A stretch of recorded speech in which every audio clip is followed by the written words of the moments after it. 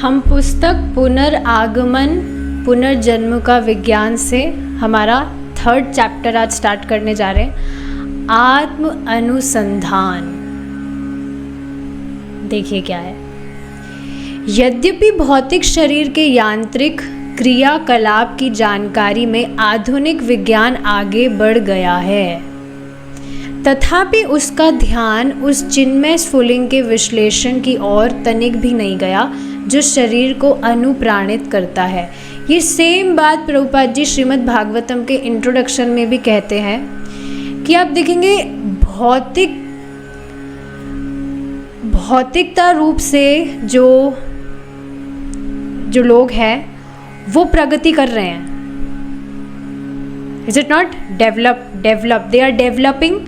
अगर मटेरियलिस्टिक चीज़ों में देखा जाए तो बहुत डेवलपमेंट कर रहे हैं। ये टेक्नोलॉजी आ रही है, ये आविष्कार हो रहे हैं, ये इन्वेंशन हो रहा है, खूब चीज़ें कर रहे हैं। लेकिन उसके बाद भी रंच मात्र भी जीव संतुष्ट नहीं हो रहा है। और इस चीज़ को कौन ऑब्जर्व कर पा रहा है? कोई भी व्यक्ति नहीं। आप देखिए, खुद कभी कभी इस पर विचार करते ही होंगे कि भाई भक्ति में आने से पहले भी मैं पक्का सुखी तो नहीं था, पर फिर भी जब मैं भक्ति में नहीं था या थी तब भी मैं इसको समझ नहीं पा रहा था कि मैं सुखी नहीं हूँ। We were just accepting things as a part of life कि हाँ ये तो जीवन का हिस्सा है, बस इसको ऐसे ही हम स्वीकार करके जीवन जी रहे थे।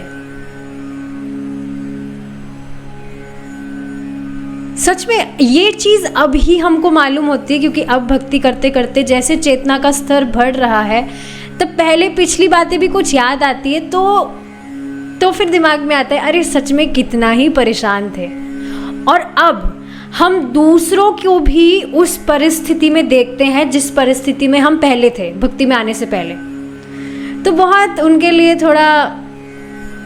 थोड़ी सिंपैथी आती है कि अरे ये लोग समझ ही नहीं रहे, बिना मतलब परेशान हो रहे हैं।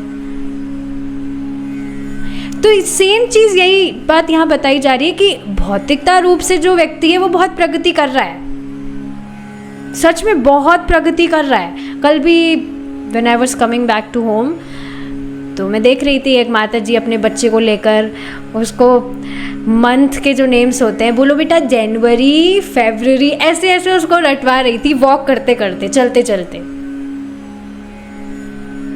तो मैं यही सोच रही थी कि ये जो भौतिकतावादी पढ़ाई है इसी को तो व्यक्ति कितना ज़्यादा श्रेष्ठ समझ रहा है कि ये हम ये कराएंगे, हमारे बच्चे को कराएंगे तो आगे जाके वो बहुत प्रगति करेगा, बड़ा आदमी बनेगा। पर बिल्कुल कोई व्यक्ति नहीं सोच पा रहा है कि कब तक ये चीज़ है।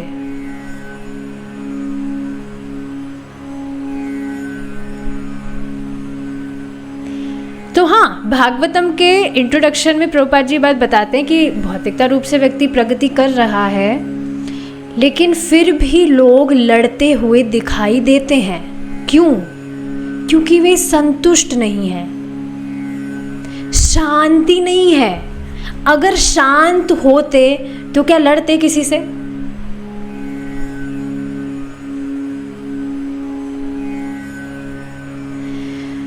उसका ध्यान उस चिन्मय स्फुलिंग के विश्लेषण की ओर तनिक भी नहीं गया जो शरीर को अनुप्राणित करता है।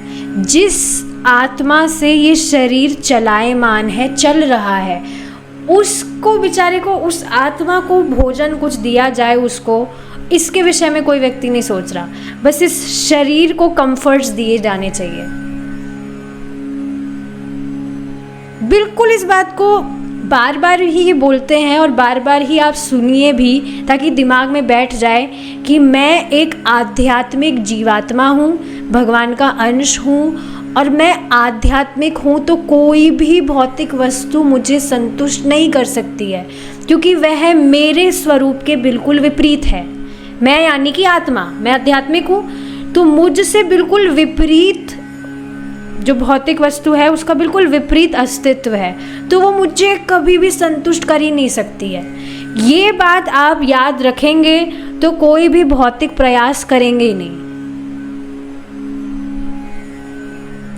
मॉन्ट्रियल गजट के एक लेख में जो नीचे उद्धृत है, हम पाते हैं कि विश्व विख्यात हृदय विशेषज्ञ विल्फ्रेड जी बिगलो इस बात पर जोर देते हैं कि आत्मा क्या है और वह कहाँ से आता है।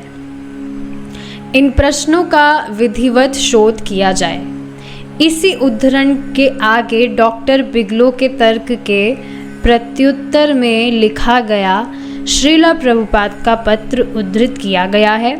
श्रीला प्रभुपाद आत्मज्ञान के संबंध में ठोस वैदिक साक्ष्य प्रस्तुत करते हैं, और वह किसके बारे में? आत्मविज्ञान के बारे में, आत्मा के विज्ञान के बारे में शास्त्रों से बिल्कुल ठोस रेफरेंस प्रस्तुत करेंगे प्रभुपाद जी उस पत्र में, जो भी हम आगे पढ़ेंगे, और वैज्ञानिक दृष्टिकोण से उस चिन्मय स्फुलिंग को समझने हेतु एक व्यवहारिक विधि का संकेत देते हैं जो शरीर को जीवन देता है और पुनर्जन्म के सत्य को सिद्ध करता है। मॉन्ट्रियल गजट का शीर्षक, टॉपिक क्या है? हृदय। शल्य चिकित्सक जानना चाहते हैं कि आत्मा है क्या।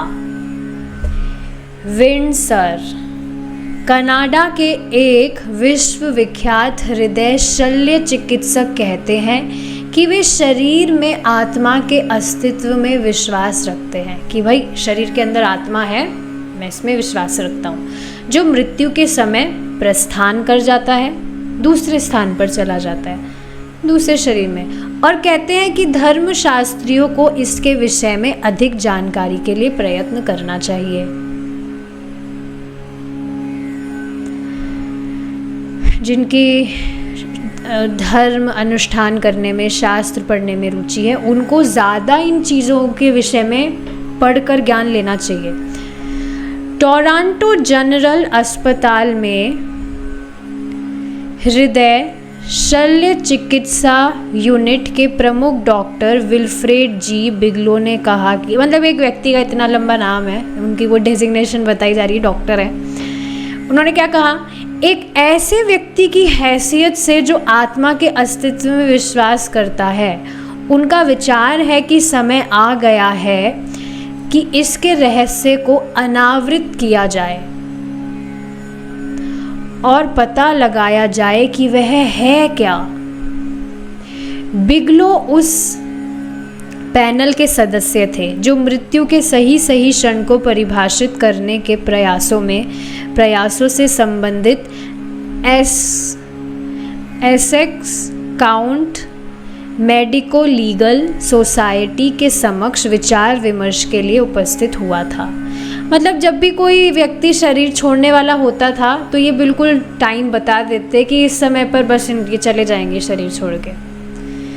हृदय के एवं अन्य अंगों के प्रत्यारोपण के युग में यह प्रश्न उन मामलों में जीवंत हो उठा है जब दाता निश्चित रूप से मर रहे हो।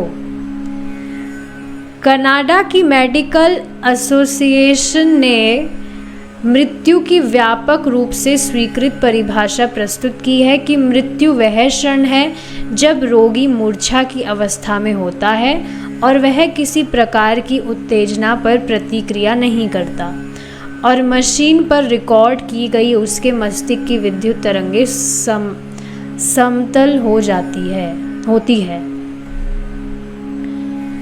तो यहाँ पर मृत्यु की डेफिनेशन दी जा रही है क्या,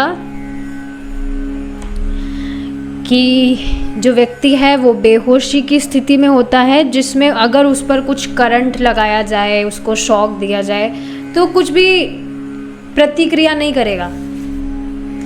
और वो जो मशीन्स वहाँ पर होते हैं जिसमें देखा ही होगा आपने, उसमें वो बिल्कुल स्ट्रेट लाइंस होती है, उसमें कुछ भी हलचल नहीं होती है। पैनल के दूसरे सदस्य थे अंटेरियो सर्वोच्च न्यायालय के न्यायाधीश एडसन एल हेनिज और विंडसर विश्वविद्यालय के अध्यक्ष जे फ्रांसिस लेडी। विचार विमर्श में जिन प्रश्नों को बिगलो ने उठाया था उनकी व्याख्या करते हुए उन्होंने बाद में एक साक्षात्कार में बताया कि 32 वर्षों तक शल्य चिकित्सक के रूप में उनके काम ने उनके मन में कोई संदेह नहीं छोड़ा है कि आत्मा है। तो ये बात आप समझ रहे हैं, जो व्यक्ति इस तरह से बता दिया करते थे एग्जैक्ट टाइम कि इस समय व्यक्ति अपना शरीर छोड़ देंगे, तो इस तरह से 32 वर्ष तक काम करते करते उनको इसमें कोई संदेह नहीं था कि आत्मा है। ऐसे कुछ उदाहरण मिलते हैं जहां आप उस क्षण स्वयं उपस्थित हो जब लोग जीवित दशा में मृत्यु में प्रवेश करते हैं और उनमें कुछ रहस्यात्मक परिवर्तन होते हैं। उस समय सर्वाधिक ध्यान आकर्षक परिवर्तन होता है। आँखों में जीवन अथवा ज्योति का अभाव हो जाना। ध्यान से सुनिए कि मृत्यु के समय जो व्यक्ति है उसमें क्या रहस्यात्मक परिवर्तन होते हैं वो यहाँ पर बताया जा रहा है। तो जब व्यक्ति शरीर त्यागने वाला होता है तो क्या होता है, देखिए सबसे ध्यान आकर्षक परिवर्तन होता है कि आंखों में जीवन अथवा ज्योति का अभाव हो जाना।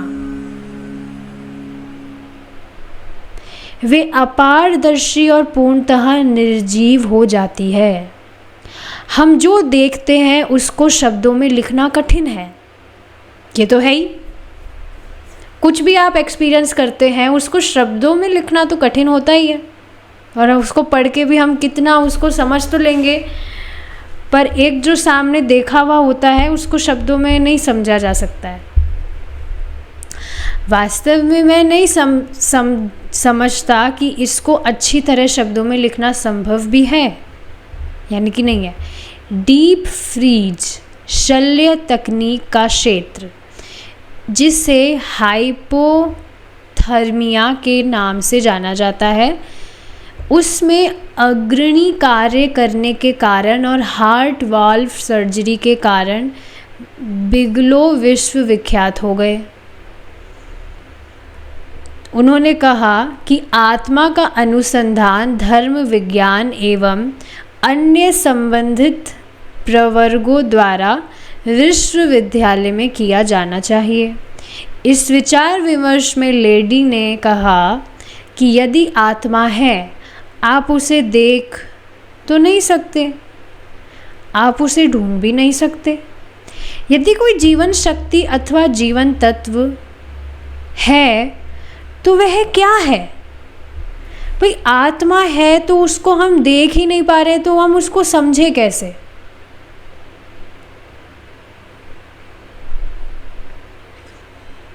अगर वह है भी तो वह है क्या? क्या कोई लाइट है, कोई बिंदु है, क्या है वो? समस्या यह है कि आत्मा भौगोलिक दृष्टि से कहीं एक विशिष्ट स्थान पर तो होता नहीं है।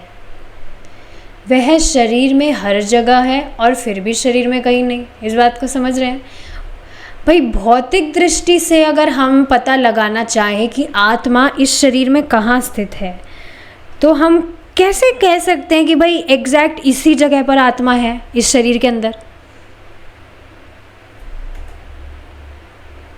भाई पूरा शरीर चल रहा है, हाथ पैर वैर सब कुछ चल रहे हैं, तो मतलब आत्मा पूरे शरीर में है, पर फिर भी वे पूरे शरीर में कहीं नहीं है। शरीर में तो है वो, पर इस भौतिक दृष्टि से अगर हम उसको देखने का प्रयास करें तो कहीं पता लगा सकता है। अक्सर माना जाता है कि वो हृदय के पास कहीं स्थित है। भाई परमात्मा तो हृदय में ही स्थित है, ये तो हम समझते ही है, पर हृदय जो हमारा भौतिक हृदय पंप हो रहा है उसकी बात नहीं कही जाती है। लेडी ने कहा, प्रयोग प्रारंभ करना अच्छा होगा, लेकिन मैं नहीं जानता कि आपको इनमें से किसी पर भी आंकड़े कैसे मिलेंगे। उन्होंने आगे बताया कि इस विचार विमर्श ने उन्हें सोवियत अंतरिक्ष यात्री का स्मरण करा दिया, जिसने अंतरिक्ष से वापस आने पर बताया कि ईश्वर नाम की कोई चीज़ नहीं है, क्योंकि उसने उन्हें वहाँ ऊपर नहीं देखा। ये भी बहुत इंटरेस्टिंग है कि भाई हम अक्सर सुनते हैं, ऐसे कहते भी है, ऊपर वाले की दया है, ऊपर भगवान ऐसे माने ही जाते हैं कि भगवान हैं जो ऊपर रहते हैं। भक्ति में आने से पहले भी आपने सुना ही होगा, हाँ, और ऐसे करते भी, हाँ भगवान ने संभाल लिया, ऊपर देख के, हमेशा ऊपर वाले ने संभाल लिया। तो अब ये भाई साहब अंतरिक्ष यात्रा पे गए, तो वहाँ से लौटने के बाद में उन्होंने बताया कि ईश्वर नाम की कोई चीज़ नहीं है, सब कुछ स्पेकुलेशन मात्र है, क्योंकि उसने उन्हें वहाँ पर ऊपर देखा ही नहीं।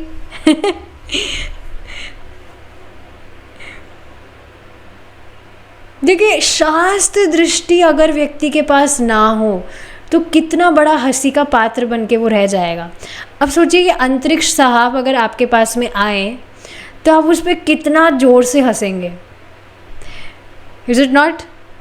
कोई माता जी भी बिल्कुल जो सिंपल एकदम गृहिणी है और वो भगवान की कथा सुनती है, उसको सब कुछ पता लगा कि भाई हम इंद्रियों को शुद्ध करते हैं, हरे कृष्ण महामंत्र जपते हैं, तो भगवान अपने आप को प्रकाशित करते हैं। अब ये अंतरिक्ष साहब उनके पास आए तो कितना ज़ोर से वो माता जी हंसेगी उस व्यक्ति पर। हंसने की बात तो है ही है, पर ये बिल्कुल क्या बोलेंगे इसको, पोंगूपन बोलेंगे, बिल्कुल बच्चों वाली चीज़, एकदम बचकानी चीज़। बिगलो ने कहा कि कदाचित ऐसा हो, किंतु आधुनिक औषध विज्ञान में जब हम ऐसा कुछ पाते हैं जिसकी हम व्याख्या नहीं कर सकते, तो संकेत शब्द यह होता है कि जवाब ढूंढिए, प्रयोगशाला में ले जाइए, उसे कहीं ऐसी जगह ले जाइए जहां सत्य को ढूंढा जा सके। बिगलो ने कहा कि मुख्य प्रश्न है आत्मा कहाँ है और वह कहाँ से आता है। ठीक है, ईश्वर की तो तुम अंतरिक्ष में ढूंढ आए, नहीं मिले, पर आत्मा का क्या है? मेन चीज़ तो, क्वेश्चन तो ये है, आत्मा कहाँ है, कहाँ से आता है वो? अब इसमें श्रीला प्रभुपाद वैदिक साक्ष्य प्रस्तुत करते हैं। अभी तो खूब टाइम है हमारे पास। मेरे प्रिय डॉक्टर बिगलो, कृपया मेरा अभिवादन स्वीकार करें। मैंने हाल ही के गजट में रे कॉरेली का एक लेख पढ़ा जिसका शीर्षक था, एक हृदय शल्य चिकित्सक जानना चाहते हैं कि आत्मा क्या है। देखिए, हृदय शल्य चिकित्सक का मतलब समझना चाहिए, जो हार्ट की सर्जरी करने वाला जो डॉक्टर होता है उसको हृदय शल्य चिकित्सक कहते हैं। तो ये जो बिगलो नाम के व्यक्ति हैं वो हार्ट सर्जरी डॉक्टर है, हार्ट सर्जियन है कर कहा जाए। तो वो जानना चाहते हैं आत्मा क्या है, ये व्यक्ति। मुझे ये लेख बहुत रोचक लगा। किनको? प्रभुपाद जी को। आपको टिप्पणियों से आपकी गहन अंतर्दृष्टि का पता चलता है। आपकी टिप्पणियों से आपकी गहन अंतर्दृष्टि का पता चलता है, इसलिए मैंने आपको इस विषय पर लिखने की बात सोची। संभवतः आप जानते हो कि मैं अंतर्राष्ट्रीय कृष्ण भावनामृत संघ का संस्थापक आचार्य हूँ। कनाडा में मॉन्ट्रियल, टोरंटो, वैंकूवर और हैमिल्टन में मेरे कई मंदिर हैं। ये सारे जो है ये जो विदेश हैं उनके नाम हैं, अलग अलग जो कंट्रीज़ हैं। इस कृष्ण भावनामृत आंदोलन का उद्देश्य प्रत्येक आत्मा को विशेष रूप से उसकी मूल आध्यात्मिक स्थिति की शिक्षा देना है। तो यहाँ पर प्रभुपाद जी इस्कॉन का उद्देश्य बता रहे हैं कि प्रत्येक आत्मा को विशेष रूप से उसकी मूल आध्यात्मिक स्थिति की शिक्षा देना है कि हम हैं कौन, हमारी मूल स्थिति है क्या? हम जीवात्मा तो हैं, पर हमारी मूल स्थिति क्या है? Constitutional state that we are eternal servants of Krishna, जीवेर स्वरूप होय कृष्णेर नित्यदास। इसमें संदेह नहीं कि आत्मा मनुष्य के हृदय में विद्यमान रहता है और वह उन सभी ऊर्जाओं का स्रोत है जो शरीर का पोषण करती है। मतलब जो भी शरीर में हलचल होती है वो उस आत्मा के कारण ही होती है। आत्मा की शक्ति समूचे शरीर में व्याप्त रहती है। आत्मा ठीक है पूरे शरीर में व्याप्त रहती है और इसी का नाम चेतना है। चूँकि यह चेतना समूचे शरीर में आत्मा की शक्ति का विस्तार करती है, अतः हमें शरीर के प्रत्येक अंग में पीड़ा और आनंद का अनुभव होता है। आत्मा व्यष्टि है और वह एक शरीर से दूसरे शरीर में देहांतरण करता है। ठीक उसी प्रकार जैसे कि कोई व्यक्ति बाल्यावस्था से युवावस्था और तब वृद्धावस्था की ओर देहांतरण करता है। बिल्कुल स्पष्ट चीज़ें हैं। जब हम नए शरीर में देहांतरण करते हैं तो मृत्यु होती है। ठीक वैसे ही जैसे हम पुराने कपड़ों को बदलकर नए कपड़े पहनते हैं, इसे आत्मा का देहांतरण कहा जाता है। जब कोई आत्मा आध्यात्मिक जगत के अपने असली घर को भूलकर इस भौतिक जगत का भोग करना चाहता है तो वह अस्तित्व के लिए इस संघर्षपूर्ण कठोर जीवन को ग्रहण करता है। इस भौतिक जगत में व्यक्ति है क्यों, उसका यहाँ पर आंसर दिया जा रहा है। बारंबार जन्म मृत्यु जरा तथा व्याधि का यह अस्वाभाविक जीवन उस समय रोका जा सकता है जब उसकी चेतना भगवान की परम चेतना से जुड़ जाए। इसका मतलब क्या है? देखिए, भगवान का मिशन क्या है? बद्ध जीवात्माएं वापस भगवान के धाम लौट जाए। तो जब हमारा मिशन, हमारा गोल भगवान के गोल से जुड़ जाता है, तब वास्तव में ये जितने भी कष्ट व्यक्ति को भोगने पड़ रहे हैं, जन्म मृत्यु के चक्र में फंसा है, यह रुक सकता है, खत्म हो सकता है कहा जाए।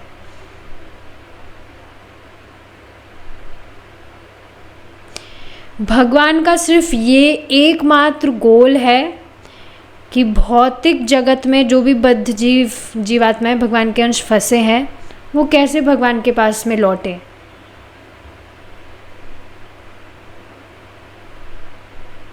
और जब हम भगवान का हमारे उद्देश्य क्या क्या थे पहले, अभी भी हो सकते हैं किसी के कुछ भी उद्देश्य है, पर देखिए जब हमारा उद्देश्य बिल्कुल, देखिए प्रभुपाद जी के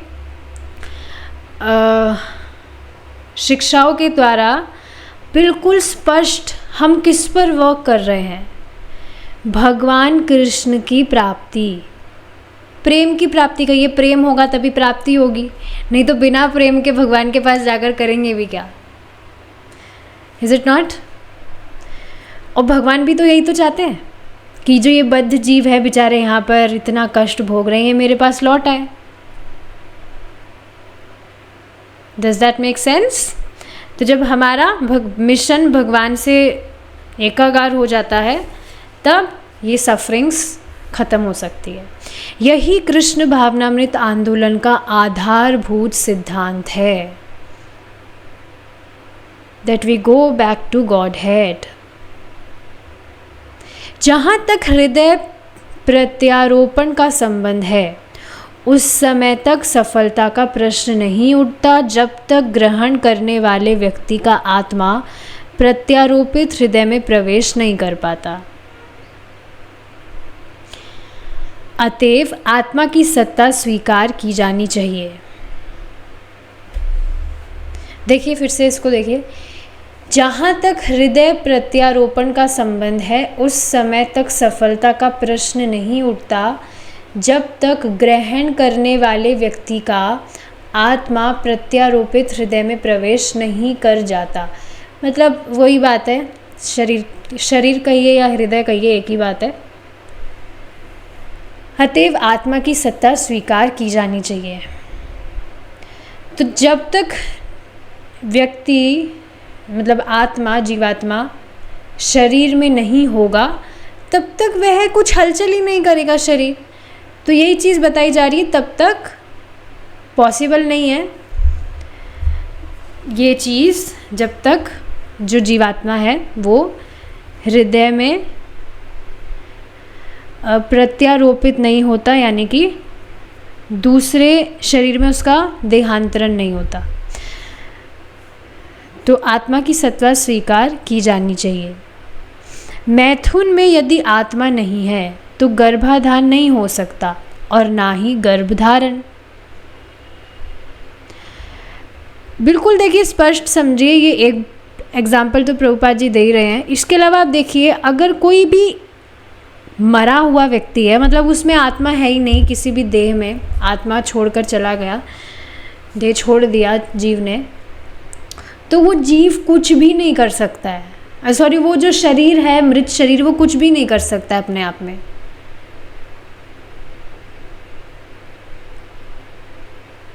कुछ भी उसकी ग्रोथ भी नहीं होगी, ना उसके बाल बढ़ेंगे। यानी बहुत टाइम से उसको रखा है, उसको बिल्कुल उसका मुंडन करा के वो बेचारा मरा था, तो अब ये नहीं कि कुछ दिन बाद आप देखेंगे उसके बाल उग गए, ऐसा हो ही नहीं सकता, क्योंकि उसमें चेतना ही नहीं है, वो मृत है, बिल्कुल डेड मैटर हो गया। जैसे कोई भी भौतिक चीज़ देखिए, मटेरियल वस्तु, कुछ भी देख ली ना, कोई भी है, उसको आप एज इट इज़ रखेंगे तो वो एज इट इज़ रहेगा। जैसे ग्लास एक जड़ पदार्थ है। क्या आपने कभी देखा है आपका जो ग्लास है वो बढ़ गया हो?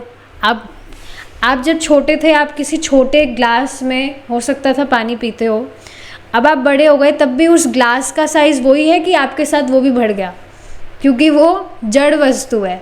तो इसी तरह से जब आत्मा देह को छोड़ देती है तो वो देह जड़ वस्तु हो जाता है। वो वैसे भी जड़ वस्तु ही था, उसमें आत्मा थी, इस वजह से वो कार्य कर रहा था। तो इसी तरह से मैथुन में यदि आत्मा नहीं है तो गर्भाधान नहीं हो सकता, बिल्कुल स्पष्ट है, और ना ही गर्भधारण। गर्भ निरोध गर्भाशय को बिगाड़ देता है, जिससे वह आत्मा के लिए अच्छा स्थान नहीं रह जाता। ये है, अबॉर्शन की बात हो रही है, यह ईश्वर के आदेश के विरुद्ध है। ईश्वर के आदेश से एक आत्मा को किसी विशिष्ट गर्भाशय के लिए भेजा जाता है, किंतु गर्भ निरोध विधियों से उसे उक्त गर्भाशय से वंचित कर दिया जाता है और उसे किसी दूसरे गर्भ में रखना पड़ता है। यह परम प्रभु के आदेश का उल्लंघन है। तो हाँ, ये जो भी अबॉर्शन वगैरह की बात हो रही है कि उसमें बेसिकली वो किसी जीवात्मा की हत्या ही कर दिया, ये बात यहाँ बताई जा रही है। उदाहरणार्थ, एक व्यक्ति को लीजिए जिसे एक विशिष्ट घर में रहना है। यदि वह स्थिति इतनी अशांत है कि वह उस घर में प्रवेश नहीं कर सकता तो उसे बहुत हानि उठानी पड़ती है। यह नियम विरुद्ध हस्तक्षेप है और कानून द्वारा दंडनीय है। निश्चय ही आत्मा की शोध का कार्य विज्ञान की प्रगति का सूचक होगा, परंतु विज्ञान चाहे जितनी प्रगति कर ले, वैज्ञानिक को आत्मा का पता नहीं मिलेगा, क्योंकि वो शास्त्र की बात कभी स्वीकार ही नहीं करेंगे।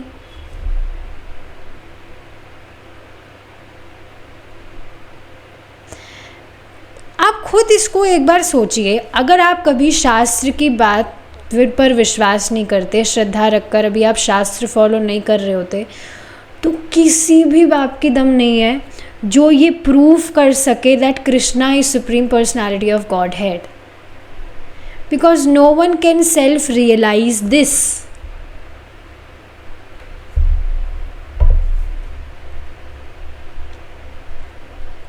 और ना वो आत्मा का पता लगा सकता है। भाई भगवान को ही स्वीकार नहीं कर रहा तो वो कहाँ से समझेगा कि आत्मा कहाँ से आई है? कैसे समझेगा कि भगवान का अंश है जीवात्मा? तो वैज्ञानिकों को आत्मा का पता क्यों नहीं मिलेगा? क्योंकि शास्त्र की बात कभी स्वीकार ही नहीं करेंगे और खुद की रिसर्च, खुद की डिस्कवरी से वो कभी बात पता लगा भी नहीं सकते। आत्मा के अस्तित्व को हम परिस्थिति जन्य तथ्यों के आधार पर ही स्वीकार कर सकते हैं, क्योंकि वैदिक साहित्य में उल्लेख है कि आत्मा का माप एक बिंदु का 10,000वां अंश है। इसलिए भौतिक वैज्ञानियों के लिए आत्मा को पकड़ पाना संभव नहीं है और देख पाना तो उससे भी मुश्किल है। और देखने में नहीं आएगा तो पकड़ने में तो आएगा भी कैसे? ये बात आप जानते ही हैं। एक बार ट्राई भी किया था वैज्ञानिकों ने। कोई व्यक्ति देह छोड़ने वाला था तो उसको बेचारे को कांच के डब्बे में पैक कर दिया और उन्होंने सोचा जैसे ही इसमें से आत्मा निकलेगी हम उसको पकड़ लेंगे। पर वो बेचारे ये नहीं समझ पाए कि आत्मा को कोई भी भौतिक वस्तु स्पर्श भी नहीं कर सकती। हम वास्तव में इन भौतिक नेत्रों से आत्मा को देख भी नहीं सकते हैं, कि वह ये जो भौतिक तत्व है इससे बिल्कुल विपरीत तत्व है आत्मा का। तो कैसे पॉसिबल है व्यक्ति देखेगा? हो ही नहीं सकता है। आप केवल उच्च अधिकारियों द्वारा दिए गए ज्ञान के आधार पर ही आत्मा के अस्तित्व को स्वीकार कर सकते हैं। जिन तथ्यों को बड़े से बड़े वैज्ञानिक आज सत्य स्वीकार कर रहे हैं, हम इनकी व्याख्या बहुत समय पहले ही कर चुके हैं। जो ही कोई आत्मा के अस्तित्व को समझ लेता है वह तत्काल परमेश्वर के अस्तित्व को भी समझ सकता है, क्योंकि समझेगा मैं जीवात्मा हूँ, मेरा इस शरीर से कोई संबंध ही नहीं है, तो मैं क्यों शरीर के लिए कार्य करूँ? मुझे तो मेरे कार्य कुछ और होने चाहिए। वो कार्य क्या है? भगवान की सेवा मैं करूँ, भगवान के पास मैं लौट जाऊँ। इस पर देखिए मैं विचार कर रही थी, उसके बाद हम रुकेंगे, टाइम होने वाला है हमारा। कोई भी व्यक्ति जो बेचारा कभी शास्त्र की बात पर विश्वास ही नहीं कर पा रहा है, उसके लिए कितना कठिन है उसके जो जीवन का अल्टीमेट गोल है उसको समझना, कि ये मनुष्य जीवन मिला क्यों है, ये समझना उसके लिए कितना ज़्यादा कठिन है। उस पर भी आप देखिए ऐसी ऐसी बातें बताई जाती है कि हम अनादिकाल से यहाँ हैं, अनादिकाल से हमारे संस्कार हैं। ये बिल्कुल आप सोचिए बाउंस नहीं कर जाएगी उस व्यक्ति के दिमाग से ये बातें। क्या अनादिकाल? अनादि मतलब जिसकी शुरुआत ही नहीं हुई। ऐसा कैसे हो सकता है शुरुआत ही नहीं हुई? कभी तो मैं आया होगा यहाँ पर, मैं कब आया यहाँ पे? ऐसा कैसे हो सकता है मैं हमेशा से यहाँ पर हूँ, शुरुआत ही नहीं है? बिल्कुल बाउंस कर जाएगी उसके दिमाग से सारी बातें।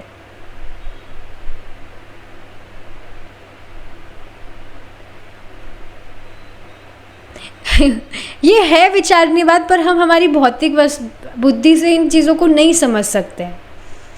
बस शास्त्र जो हमें कह रहा है उसको हम फॉलो करेंगे तो आप देखेंगे व्यक्ति सुखी भी रहेगा। हमेशा इस बात को ध्यान रखिएगा कि जो भी हम शास्त्र की बातें स्वीकार करके फॉलो कर रहे हैं यह अंधविश्वास नहीं है, क्योंकि अंधविश्वास वाली चीज़ें अगर कोई भी व्यक्ति अपने जीवन में फॉलो करता है तो उसके जीवन में परिवर्तन तो नहीं आते, और अच्छे परिवर्तन तो बिल्कुल भी नहीं आते।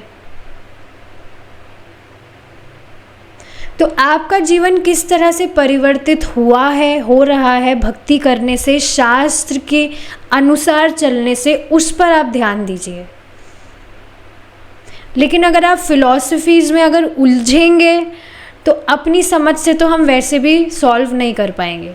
कब हम यहाँ गिरे, कब क्या हुआ, वी कैन नेवर, मतलब कभी इस चीज़ को हम रिसर्च डिस्कवरी से नहीं मालूम कर सकते हैं। ठीक है, आगे का डिस्कशन हम कल कंटिन्यू करेंगे अगर भगवान ने चाहा तो। ये चैप्टर बहुत छोटा सा है, कल कंप्लीट हो जाएगा। चलिए काम करते हैं, आज इसको कंप्लीट ही कर लेते हैं, खाली 5 पेज बाकी है इसके। इसी को कंप्लीट करते हैं। अच्छा चल रहा है, फ्लो नहीं टूटना चाहिए। लेट्स रीड लीलामृत हम कल करेंगे, ठीक है। तो ये बात समझ में आई, जो ही कोई आत्मा के अस्तित्व को समझ लेता है वह तत्काल परमेश्वर के अस्तित्व को भी समझ सकता है। ये चैप्टर आप समझ रहे हैं हम अभी क्यों कर रहे हैं? क्योंकि फिर कल 5 पेज हम पढ़ेंगे तो फिर 20 मिनट में क्लास पूरी हो जाएगी, तो इससे अच्छा अभी पढ़ लेते हैं हम। आत्मा और परमेश्वर के अंतर इतना ही है कि परमात्मा विभु आत्मा है और जीवात्मा एक अत्यंत लघु आत्मा है। We are significant souls. Significant, इस पर देखिए मेरा एक बार डाउट हुआ था। एक व्यक्ति को मैंने कहा था, ऐसे मैं थोड़ी नम्रता प्रस्तुत कर रही थी अपनी, I am significant soul, so this that. तो वो व्यक्ति कह रहे थे कि आप ऐसे कैसे कह रहे हो कि हम that you are significant soul, you are part and parcel of Krishna. आप भगवान कृष्ण के अंश हैं, तो फिर आप सिग्निफिकेंट कैसे हो सकते हैं? अगर आप सिग्निफिकेंट है तो इसका मतलब आप कृष्ण को सिग्निफिकेंट कह रहे हैं। इस तरह से वो कहने लगे। तो फिर मैं थोड़ा कंफ्यूज हो गई, मैं खुद ही कंफ्यूज हो गई कि अच्छा हाँ, भगवान के हम अंश हुए तो हम सिग्निफिकेंट कैसे हुए? तो मैंने प्रभु जी से पूछा इसका उत्तर कि प्रभु जी हम सिग्निफिकेंट सोल्स के सिग्निफिकेंट हम कैसे हुए? हम तो भगवान कृष्ण के अंश हैं। तो प्रभु जी ने बिल्कुल मतलब एक वर्ड में आंसर दिया, 1/10,000, बस। इसके अलावा कुछ उन्होंने नहीं कहा और मैं समझ गई कि हाँ, साइज देखा है हमने हमारा, क्या साइज है हमारा? बाल के अग्रभाग का 1/10,000 हिस्सा, इतना सा हमारा साइज है और फिर भी हम इतने फूल जाते हैं। So definitely we are insignificant, sorry, yes, we are not significant, we are insignificant. पता नहीं मैं सिग्निफिकेंट बोल गई क्या? We are insignificant means we are not important, बिल्कुल छोटा सा साइज है हमारा। तो ये बात यहाँ पर बताई जा रही है कि देखिए आत्मा और परमेश्वर में अंतर क्या है। क्वालिटेटिवली तो हम भगवान जैसे ही हैं। क्वालिटेटिवली अगर बात किया जाए, सच्चिदानंद, क्लियर है, कुछ नई बातें नहीं है। आप काफ़ी टाइम से इतनी सारी बुक्स हमने की है, समझते आ ही रहे हैं आप। So yes, qualitatively we are equal to God, लेकिन क्वांटिटेटिवली भगवान जो है वे अनलिमिटेड है और जो आत्मा है वह लघु आत्मा है, अत्यंत लघु, लघु भी नहीं, अत्यंत लघु। सोचिए ना, एक आप जो डॉट अगर बनाएंगे ना बिल्कुल हल्की सी, उससे भी बहुत छोटा, बहुत बहुत बहुत छोटा साइज है हमारा। सो यस, साइज में तो ये है, परंतु गुणात्मक दृष्टि से दोनों समान ही है क्वालिटेटिवली। परमेश्वर सर्वव्यापक है और जीवात्मा स्थानीकृत है। इसका अर्थ क्या है? कि भगवान सब जगह है। 1.1.1 में भी हमने इसकी व्याख्या की थी। देखिए श्लोक तो मुझे याद है 1.1.1 और मैं उसको समझा भी सकती हूँ, पर एकदम से वर्ड्स, और ये भी मतलब याद रहता है कि हाँ ये चीज़ हमने श्लोक में पढ़ी थी, पर एकदम से संस्कृत का वर्ड मुझे याद करने में थोड़ी कठिनाई होती है। पर आप सभी भक्त सारग्राही हैं, आप सब समझ रहे हैं। हमने वहाँ पर डिस्कस किया था कि भगवान किस तरह से सभी जगह व्याप्त है।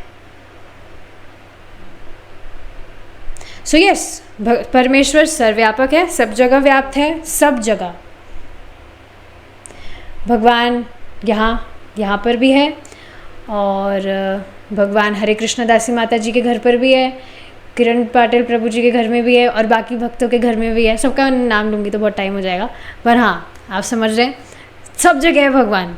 दूसरी कंट्रीज़ में भी है, लॉस एंजल्स में भी है, कनाडा में भी है, सब जगह भगवान है, सर्वव्यापक। और सिर्फ पृथ्वी पर ही नहीं, सब जगह, पूरे ब्रह्मांड में। पूरे यूनिवर्स में। लेकिन जीवात्मा स्थानीकृत है। हम तो अपने आप को भी हर जगह विस्तार नहीं कर सकते। यहाँ तक कि आप देखेंगे हम तो एक ही घर में सिर्फ एक रूम में ही रह सकते हैं, पूरे घर में भी हम नहीं रह सकते हैं। तो जीवात्मा स्थानीकृत है, परंतु दोनों के स्वभाव और गुण समान हैं। आपने कहा है कि मुख्य प्रश्न है आत्मा कहाँ है और वह कहाँ से आता है। इसे समझना कठिन नहीं है।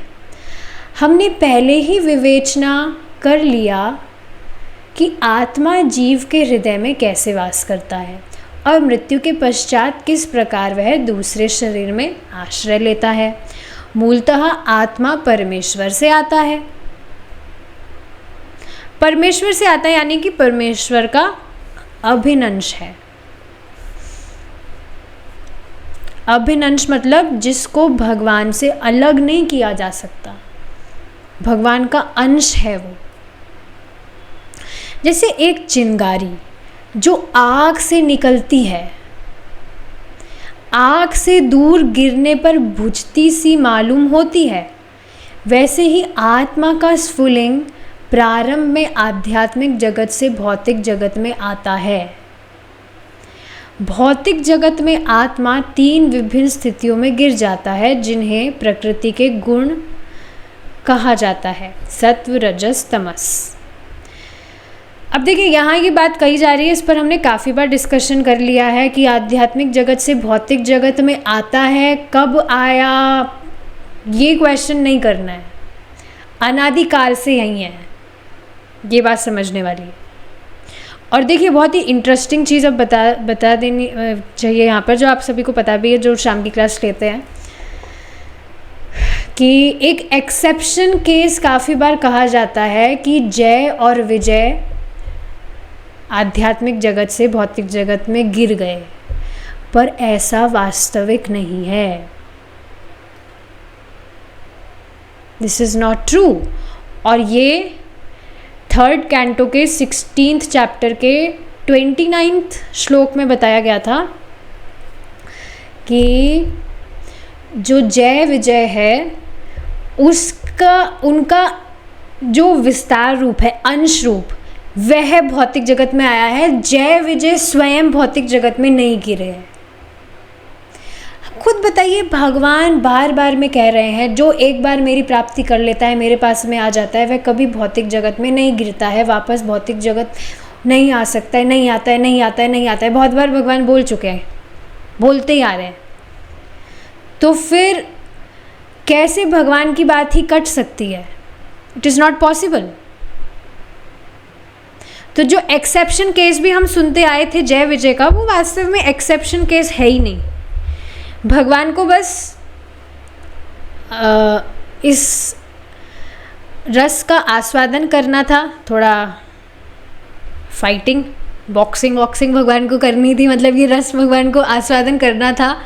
तो वो भगवान ने इस तरह से, जो भगवान के ही पार्षद हैं उनके साथ में भगवान लीला करना चाहते थे। तो ये भगवान की योजना से ही था, भगवान के अरेंजमेंट से था, लेकिन उसमें भी भगवान के पार्षद भौतिक जगत में नहीं गिरे, उनका अंश मात्र यहाँ पर आया। ये बात है, ठीक है। और बाद में वो अंश भी वापस भगवान के धाम में लौट गया था, लीला जब भगवान की हो गई थी। सो यस, ये क्वेश्चन करना इज़ नॉट इंटेलिजेंस कि हम कब आए, कि कब गिर गए हम यहाँ पर, फिर तो हम वापस गिर सकते हैं। ये क्वेश्चन नहीं किए जाने चाहिए। लेकिन हम थे कहाँ पर ऊपर नीचे हो गया पेज।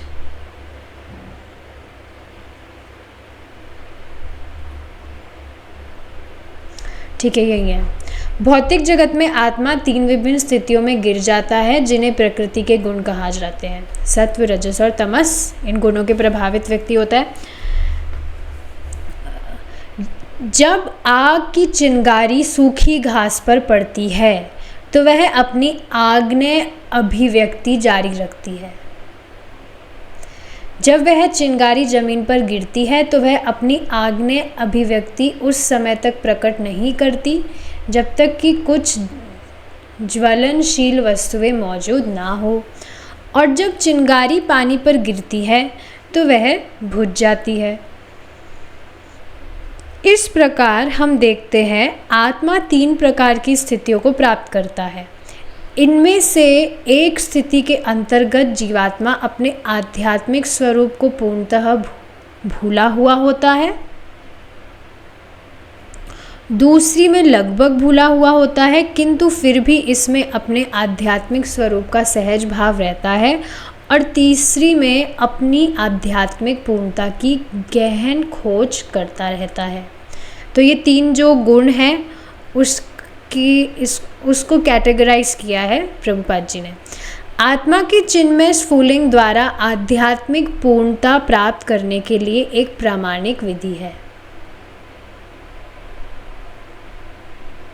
ठीक है, समझ आया? आत्मा के चिन्मय स्फुलिंग द्वारा आध्यात्मिक पूर्णता प्राप्त करने के लिए एक प्रामाणिक विधि है, और यदि उसका ठीक तरह मार्गदर्शन किया जाए तो वह अति शीघ्र वापस घर भेज दिया जाता है। घर मतलब भगवान के पास, अर्थात भगवान के पास जहाँ से वह मूलतः गिरा था। कब गिरा था? अनादिकाल से गिरा पड़ा है बेचारा। यदि वैदिक साहित्य से अधिकृत इस ज्ञान को आधुनिक वैज्ञानिक समझ के आधार पर प्रस्तुत किया जाए तो ये मानव समाज के लिए बड़ी देन होगी। तो देखिए समझाया क्या जा रहा है। जीवात्मा सच्चिदानंद है, qualitatively he is like God, like Krishna, लेकिन इस भौतिक प्रकृति के संपर्क के कारण वह गुणों से प्रभावित हो जाता है, और जिससे वह अपनी स्थिति, मूल स्थिति को भूल जाता है। लेकिन अपनी स्वरूपगत स्थिति को प्राप्त करने के लिए एक प्रामाणिक विधि है, जिसको अगर व्यक्ति सही फॉलो करता है, उसका नियमित रूप से अभ्यास करता है, तो वह वापस से अपनी स्वरूपगत स्थिति को प्राप्त होकर भगवान के पास में लौट सकता है हमेशा के लिए। ये बात यहाँ पर बताई जा रही है। तो अब इस विज्ञान को, विज्ञान मतलब कि रियलाइज नॉलेज, इसको अगर दूसरों को बताया जाए, स्पेसिफिकली मानव समाज की बात क्यों हो रही है? क्योंकि मानव समाज ही समझ सकता है, पशु नहीं समझ सकते, तो ये बड़ी देन होगी। इसका समझ रहे आप? बहुत बड़ी कृपा होगी मनुष्यों पर, क्योंकि मनुष्य स्पेशली इस कलयुग में बिल्कुल इस विषय से परिचित नहीं है। केवल उन्हें आधुनिक समझ के लिए ग्राह्य रूप में प्रस्तुत करना है। यदि संसार के डॉक्टर और वैज्ञानिक सामान्य जनता को आत्मा के विज्ञान को समझने में सहायता दे सके तो यह एक महान योगदान होगा। अच्छा, हम तो नहीं है, डॉक्टर भी नहीं है, वैज्ञानिक भी नहीं है, तो हमारे लिए नहीं है ना ये उपदेश? हमें तो नहीं कह रहे प्रभुपाद जी, नहीं ऐसा नहीं है भाई। डॉक्टर और जो वैज्ञानिक लोग हैं उनको ही आजकल जो लोग हैं वो बहुत श्रेष्ठ मानते हैं कि नहीं? क्या क्या उनको ये प्राइज़, नोबेल पुरस्कार, वो पुरस्कार मिलता ही है। चांद पर जाकर आ गए या कुछ भी वो लेकर आ गए, कुछ भी उन्होंने इन्वेंशन कर दिया, तो क्या क्या उनको पुरस्कार मिलते रहते हैं, बहुत उनको महान माना जाता है। तो ऐसे जिन लोगों को यहाँ पर, जिनकी मानी जाती है, बहुत महान माना जाता है, अगर वे लोग इस विज्ञान को दूसरे लोगों को समझाए तो ये उनका बहुत महान योगदान होगा।